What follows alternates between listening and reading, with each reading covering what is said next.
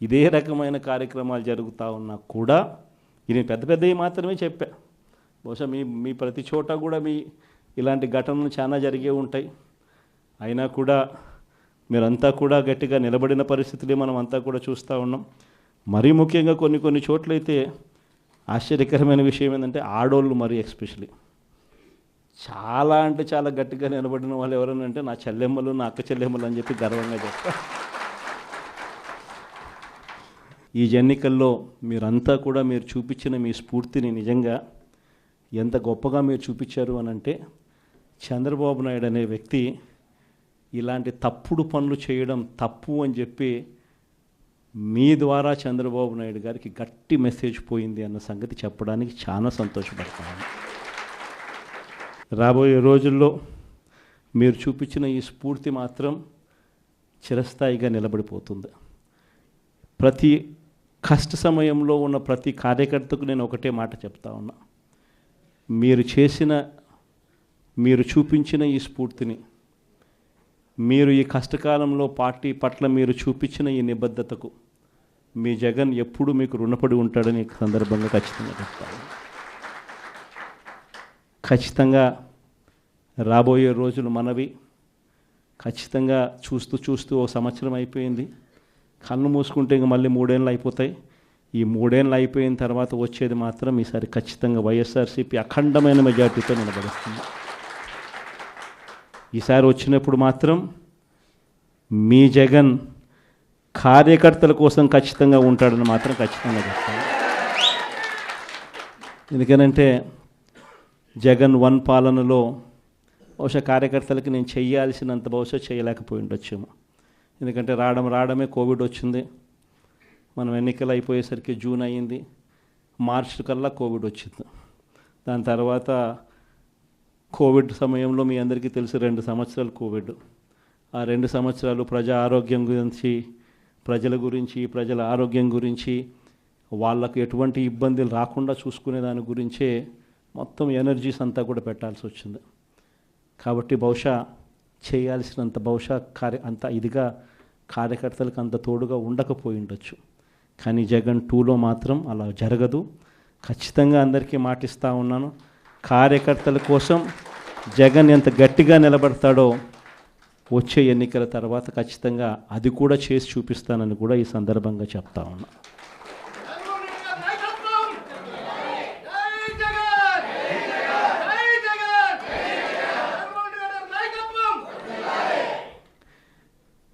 చంద్రబాబు నాయుడు గారి మాదిరి ఆయన మోసాలు నిజంగా ఈ మధ్యకాలంలో క్లైమాక్స్ అనేది మీ అందరికీ బహుశా తెలిసే ఉంటుంది.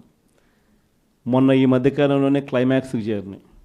మామూలుగా చంద్రబాబు నాయుడు అనే వ్యక్తి అబద్ధాలు చెప్తాడు, మోసం చేస్తాడు అన్నది మనందరికీ కూడా బాగా తెలిసిన విషయాలే.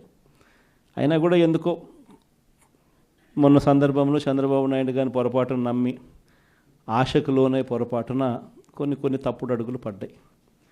తప్పుడు అడుగులు పడి తెలుసుకున్న తర్వాత కనీసం చంద్రబాబు నాయుడు గారు ఇప్పుడన్నా మారింటాడేమో అని చెప్పి చాలామంది ఎదురు చూశారు. కానీ ఆ మారడం అనేది మారలేదు. ఈ మనిషి ఎప్పుడు ఈ మనిషి ఇంతే అని చెప్పడానికి మొన్న ఈ మధ్యకాలంలో ఆయన మాట్లాడిన మాటలు P4 అంట, గుర్తుందా? P4 అని కొత్త మోసం తీసుకొచ్చినాడు. ఆశ్చర్యకరం ఏంటంటే P4 విధానం అంటే ఏంటంటే సమాజంలో ఉన్న 20% పేదవాళ్ళ బాగోగులన్నింటినీ 10% సంపన్నులకు అప్పగిస్తాడట. అసలు ఈ మనిషి ఏం మాట్లాడుతున్నాడో నాకే అర్థం కాల రోజు చెప్పిన తర్వాత. అసలు రాష్ట్రంలో ఎన్ని వైట్ కార్డ్స్ ఉన్నాయో చంద్రబాబుకు తెలుసా అని అడుగుతా ఉన్నా. వైట్ కార్డ్ అంటే ఏంది? తెల్ల బియ్యం కార్డ్ అంటే ఏంది? బిలో పవర్టీ లైన్ అని, అంటే దారిద్ర్య రేఖకు దిగువన ఉన్న వాళ్ళు అనేదే కదా దాని అర్థము. రాష్ట్రంలో 1,61,00,000 ఇళ్ళుంటే అందులో 1,48,00,000 ఇళ్ళు వైట్ కార్డ్ హోల్డర్స్. అంటే ఎంత పర్సెంటేజ్? 1,61,00,000కు 1,48,00,000 అంటే దాదాపుగా 90%. దాదాపు 90% రాష్ట్రంలో ఉన్న ఇళ్ళు ప్రజలు దారిద్ర్య రేఖకు దిగువన ఉన్నవాళ్ళు. మరి 90% మంది దిగువన ఉంటే ఈ పెద్ద మనిషి ఇంకోటి అడుగుతా పోని అసలు రాష్ట్రంలో ఎంతమంది ఇన్కమ్ ట్యాక్స్లు కడతా ఉండరు? అదన్నా ఈ పెద్ద మంది చంద్రబాబు నాయుడు తెలుసా అని అడుగుతా ఉన్నా. ఎందుకంటే ఇన్కమ్ ట్యాక్స్లు కట్టేది కేవలం 8,60,000 మంది మాత్రమే ఇన్కమ్ ట్యాక్స్లు కడుతున్నారు. మొత్తం మీద ఒక 25 లక్షల మంది ఇన్కమ్ ట్యాక్స్లు ఫైల్ చేస్తూ ఉన్నారు. అందులో నిల్ రిటర్న్స్ అని చెప్పి రాసే వాళ్ళను పోను ఇన్కమ్ ట్యాక్స్లు కట్టే వాళ్ళు ఎంత అంటే కేవలం 8,60,000 మంది మాత్రమే ఇన్కమ్ ట్యాక్స్లు రాష్ట్రంలో కడతా ఉన్నారు. మళ్ళీ 8,60,000 మందికి 1,48,00,000 మందికి అప్పచెప్పాలి కదా. నిజంగా అదే ఆయన చెప్పే P4 అంటే కూడా అక్కడ కూడా మళ్ళీ మోసమే. కేవలం 20% అంటాడు. ఆడ మోసమే. అసలు వాస్తవం చెప్పాలంటే కనీసం 1000 మంది ముందుకు రారు. కనీసం రాష్ట్రంలో 1000 మంది ముందుకు రారు. ఇది జరగదని చెప్పి అందరికీ తెలుసు. అవాస్తవాలని అందరికీ తెలుసు. ఈయన డ్రామాలు ఆడుతున్నాడని అందరికీ తెలుసు. ప్రజలందరూ నవ్వుకుంటున్నారు. ఈయన మాట్లాడేటప్పుడు ఏకంగా మీటింగ్లో నుంచి మనుషులు కూడా వెళ్ళిపోతూ ఉన్నారు. ఇంత అబద్ధాలు చెప్పాకయ్యా, ఇంత మోసం చేయకయ్యా అని చెప్పి చెప్తా ఉన్నా కూడా ఈ మనిషికి నేను చెప్పేది అబద్ధమే, నేను చెప్పేది ప్రజలు నమ్మాల్సిందే అని అబద్ధాల మీద అబద్ధాలు చెప్పుకుంటూ పోతూ ఉన్నాడు. ఎన్ని రేషన్ కార్డులు ఉన్నాయో తెలియదు, వైట్ రేషన్ కార్డుకి అర్థం ఏమిటో తెలియదు, ఎంతమంది రాష్ట్రంలో ఇన్కమ్ ట్యాక్స్లు కడతా ఉన్నారో కూడా తెలీదు అనడం కూడా తప్పు. తెలుసు కానీ మోసం. ఇప్పుడు కూడా సూపర్ 6 ఎందుకు అమలు చేయడం లేదయ్యా, సూపర్ 7 ఎందుకు అమలు చేయడం లేదంటే ఏమంటాడు? రాష్ట్రంలో అప్పులు 10 లక్షలు అంటాడు. ఎన్నిసార్లు చెప్పాలయ్యా నీకు రాష్ట్రంలో అప్పులు ఎంత ఉన్నాయి అని చెప్పి 6.5 లక్షల కోట్లు రాష్ట్రంలో అప్పులు ఉన్నాయని చెప్పి నువ్వే అసెంబ్లీలో ప్రవేశపెట్టిన నీ బడ్జెట్ డాక్యుమెంట్లో నువ్వే చెప్పించావు. ఆయన ప్రవేశపెట్టిన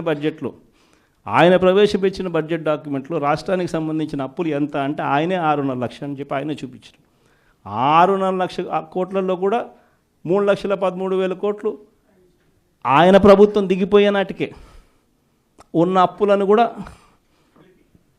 అని అందరికీ కూడా తెలుసు. ఆయన ప్రవేశపెట్టిన బడ్జెట్ డాక్యుమెంట్లోనే ఉన్నాయి. కానీ ఏమంటాడు?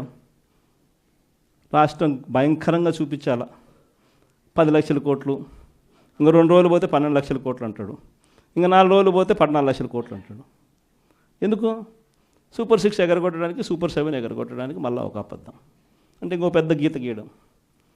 దిక్కుమాలిన అబద్ధాలు, దిక్కుమాలిన మోసాలతో ఈ రాష్ట్రంలో ప్రభుత్వంలో పరిపాలన చేస్తా ఉన్న ఇలాంటి పాలన పోయి మళ్ళీ మాట చెప్తే మాట మీద నిలబడే పాలన, ప్రజలకు ఏదైనా కూడా సమస్య వస్తే ఆ ప్రజల సమస్యలను చూసి కనీసం తప్పించే గుండె ఉండే ఒక మంచి పాలన మళ్ళీ రావాలి అని చెప్పి ప్రజలందరూ కూడా మనస్ఫూర్తిగా కోరుకుంటా ఉన్న ఇలాంటి సమయాల్లో వైఎస్ఆర్ కాంగ్రెస్ పార్టీకి నా అన్నదమ్ములుగా, నా అక్క చెల్లెమ్మలుగా మీరంతా నాకు తోడుగా నిలబడతా ఉన్నందుకు మనస్ఫూర్తిగా మీ జగన్ మీ అందరికీ కూడా మరొకసారి హ్యాట్స్ ఆఫ్ చెప్తా ఉన్నాను. ఎక్కడికి పోతా ఉంది నిజంగా? పోలీసులు ఏం చేస్తూ ఉన్నారు? పోలీసుల సమక్షంలో ఏకంగా చంద్రబాబు నాయుడు గారు ప్రతి కాన్స్టిట్యున్సీలో చేయిస్తూ ఉండేది ఏమిటి? ఇదే నిజంగా ప్రజాస్వామ్యం? ఈ మాదిరిగా నిజంగా ప్రభుత్వం అన్నది పరిపాలన చేయాల్సింది ఈ మాదిరిగా చేయాలన్నా? ఇంకొక ఎగ్జాంపుల్, రామకుప్పం అంటే స్వయాన చంద్రబాబు నాయుడు గారు సొంత కాన్స్టిట్యున్సీ. చంద్రబాబు నాయుడు గారు స్వయాన సొంత కాన్స్టిట్యున్సీలో రామకుప్పంలో 16 ఎంపీటీసీలకు 16కు 16 మనమే గెలిచినాం. పోటీ పెట్టలా కనీసం ఈ మనిషి. పోటీ పెట్టిన వాళ్ళ కూడా డిపాజిట్లు కూడా రాలా. 16కు 16 మనం గెలిస్తే అక్కడ ఎంపీటీసీ ఎన్నికల్లో మనకి ఎవరికి రావాలి మరి ఆ పోస్టు? మనకే రావాలి కదా. అక్కడలా 6 మందిని ప్రలోభ పెట్టాడు, పట్టి 6 మందిని తీసుకున్నాడు. సరే 6 మందిని ప్రలోభ పెట్టి తీసుకుపోయినా కానీ మిగిలిన 9 మంది మనం మిగిలిన ఒకరేదో చనిపోవడమో అనర్హత జరిగింది, మిగిలిన 9 మంది మన దగ్గరే ఉండరు. అట్లా వేసుకున్నా మనమే గెలవాలి కదా. ఏం చేస్తున్నాడు? వాళ్ళు ప్రయాణం చేస్తూ ఉన్న బస్సులు దారిలో పోలీసులే అడ్డుకుంటారు. వాళ్ళని కౌంటింగ్ దగ్గరికి పంపించకుండా చంద్రబాబు నాయుడు ఏం చేస్తూ ఉన్నాడు? కోరం లేకపోయినా కూడా వాళ్ళ మనిషి గెలిచినట్టు డిక్లేర్. 6 మందే, ఈ పక్క మన దగ్గర 9 మంది ఉన్నారు, వాళ్ళు మన వాళ్ళే. ఈయన ప్రలోభపెట్టి తీసుకున్నాడు. కనీసం అక్కడైనా గెలవాలంటే గెలవాలంటే కోరమన్నా ఉండాలి, అది లేదు. స్వయాన చంద్రబాబు నాయుడు గారు సొంత కాన్స్టిట్యున్సీ పోలీసులను ఈ మాదిరిగా వాడుకొని వ్యవస్థను కోరం లేకపోయినా కూడా డిక్లేర్ చేయించుకొని, అది కూడా ఏంది ఒక చిన్న ఎంపీపీ పోస్టు, ముఖ్యమంత్రి స్థానంలో కూర్చున్నాడు మనిషి. రాష్ట్రానికి కుప్పానికి ఆయనే ఎమ్మెల్యే అయినా కానీ ఒక ఎంపీపీ స్థానానికి ముఖ్యమంత్రి స్థానంలో ఉన్న వ్యక్తి బలం లేకపోయినా నెంబర్లు లేకపోయినా వ్యవహరిస్తూ ఉన్న తీరు ఇది. ఇంకొకటి గోపవరం, ఇది మా కడప జిల్లా. దీంట్లో ఉప సర్పంచ్ పదవికి ప్రొద్దుటూరు కాన్స్టిట్యున్సీ నియోజకవర్గంలో ఉప సర్పంచ్ పదవికి సంబంధించిన ఎన్నిక. ఇందులో 19 గెలిచాం మనం. వాళ్ళు గెలిచింది కేవలం ఒక నలుగురిని ప్రలోభపెట్టి తీసుకున్నారు. అయినా కూడా వాళ్ళ బలం ఎంత? ఆ 1 + ఈ 4 5, మిగిలిన 15 మనవే. ఏం చేస్తూ ఉన్నారు?